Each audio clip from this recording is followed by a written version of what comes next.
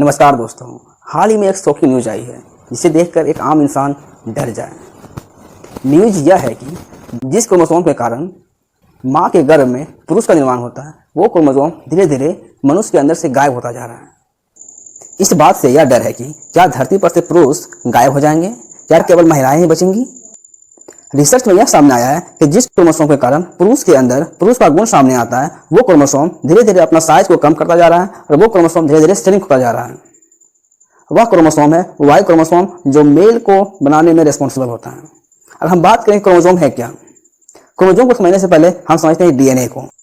हमारे शरीर के अंदर मिलियंस ऑफ सेल्स प्रेजेंट हैं। उन 6 सेल में एक न्यूक्लियस है और उस न्यूक्लियस के अंदर ही डीएनए प्रेजेंट है। हर एक सेल में लगभग 2.2 मीटर लंबा डीएनए प्रेजेंट होता है, लेकिन हमारा सेल का साइज इतना बड़ा है नहीं, तो फिर इतना लंबा डीएनए कैसे होता है। डीएनए होता है वहाँ कॉम्प्लेक्स के फॉर्म में।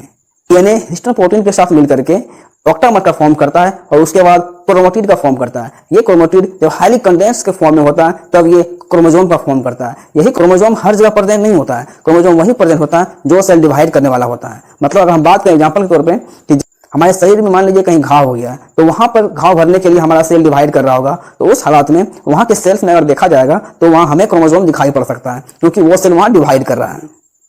अगर हम मानव शरीर की बात करें, चाहे वो पुरुष हो या महिला, दोनों के अंदर ही 23 जोड़े क्रोमोसोम प्रेजेंट होते हैं, जिसमें से 22 जोड़ा क्रोमोसोम दोनों में ही समान होता है। लेकिन 23वां जोड़ा क्रोमोसोम स्त्री में और पुरुष में डिफरेंट होता है। स्त्री में 23वां जोड़ा क्रोमोसोम होता है XX, और वहीं पुरुष की बात करें तो वहाँ XY प्रेजेंट होता है।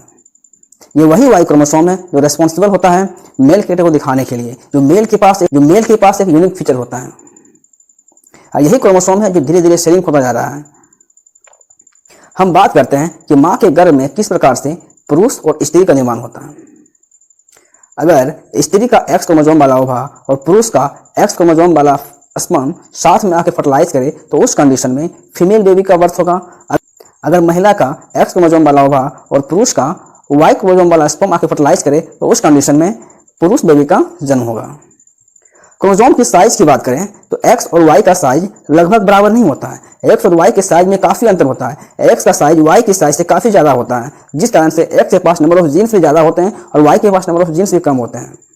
जीन वह सेगमेंट होता है जो किसी भी कैरेक्टर को दर्शाता है। इसी Y क्रोमोसोम के पास एक जीन है जो मेल कैरेक्टर को दिखाने के लिए रिस्पॉन्सिबल है। उस जीन का नाम है SRY जीन। ये SRY जीन ये वही जीन है जो किसी भी मेल के अंदर मेल कैरेक्टर को दिखाने के लिए रिस्पॉन्सिबल होता है।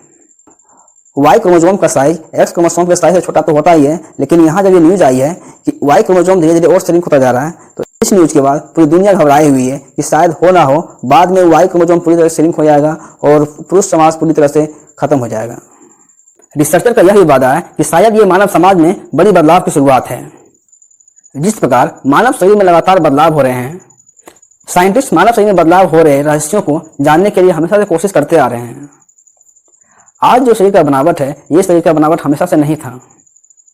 लाखों करोड़ साल पहले जब पृथ्वी पर जीवन संभव नहीं था, तो उस समय पहला जीव जो पानी में डेवलप हुआ था। फिर धीरे धीरे जब पृथ्वी पर पेड़ पौधे डेवलप हुए और जीवन को डेवलप होने लायक वातावरण डेवलप हुआ, तो उस हालात में रेप्टाइल्स और एम्फीबिया आए। फिर धीरे धीरे मानव शरीर का निर्माण हुआ।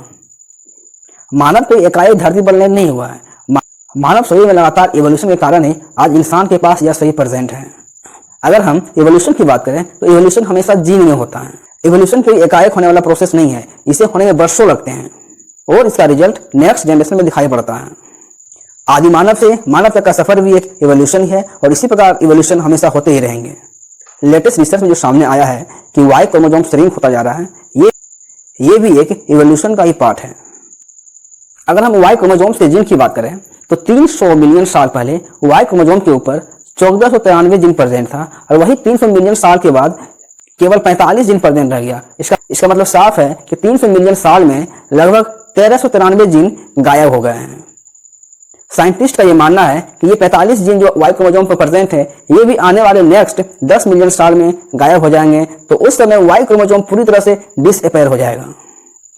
जब Y क्रोमोसोम पूरी तरह से गायब हो जाएगा, तो उस कंडीशन में Y क्रोमोसोम के ऊपर प्रेजेंट SRY जीन जो रिस्पॉन्सिबल है मेल के लिए, वो जीन भी पूरी तरह से गायब हो जाएगा। तो यहाँ इस बात की संकट है कि इस कंडीशन में तो मेल कैरेक्टर पूरी दुनिया से ही गायब हो जाएगा।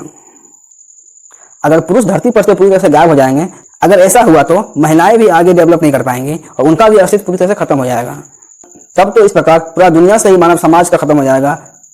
बट साइंटिस्टों का आशा है कि SRY जीन जो रेस्पॉन्सिबल है मेल कैरेक्टर के लिए, वो अगर Y क्रोमोसोम से गायब हो जाएगा तो हो ना हो वो SRY जीन किसी और क्रोमोसोम पर डेवलप हो और जो फर्दर आगे मेल कैरेक्टर को दिखा सके।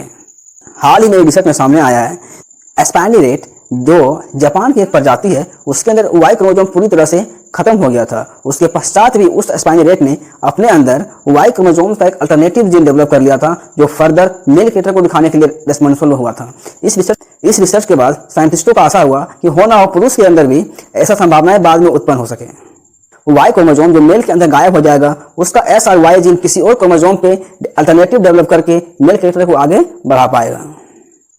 यहाँ इस बात का डर है कि जरूरी नहीं है कि एस्पेंडी रेट ने अपने अंदर इसका अल्टरनेटिव निकाल लिया तो इंसान भी अपने अंदर इसका अल्टरनेटिव निकाल लेगा, क्योंकि अलग अलग पुरुष जब अपने अंदर Y क्रोमोसोम का अल्टरनेटिव निकालेगा तो उस कंडीशन में अलग अलग पुरुष का कैरेक्टर अलग अलग दिखाई पड़ेगा। और हो सकता है कि भविष्य में हमें ये दिखाई पड़े कि हमारे आसपास जितने पुरुष हैं वो अलग अलग कैरेक्टर के साथ डेवलप कर रहे हैं। इतनी सारी प्रॉब्लम्स हमारे आसपास हो रही है, शायद इन सब के पीछे हम इंसान ही रेस्पॉन्सिबल है, क्योंकि हम जिस प्रकार प्रकृति को नष्ट कर रहे हैं तो उसका रिजल्ट तो प्रकृति हमें देगा ही देगा। आज प्रदूषण पूरी दुनिया की सबसे बड़ी चुनौती है, जिस कारण से पूरी दुनिया त्राहिमाम कर रही है, चाहे वो ग्लेशियर पिघलने की बात हो या फिर हीट वेव की बात हो। इसीलिए अभी सावधान हो जाएं, वरना हम रहेंगे ना ही आप और ना ही ये दुनिया। इसी प्रकार के इंटरेस्टिंग टॉपिक को जानने के लिए प्लीज हमारे चैनल को सब्सक्राइब करें और अपने दोस्तों के साथ जरूर शेयर करें।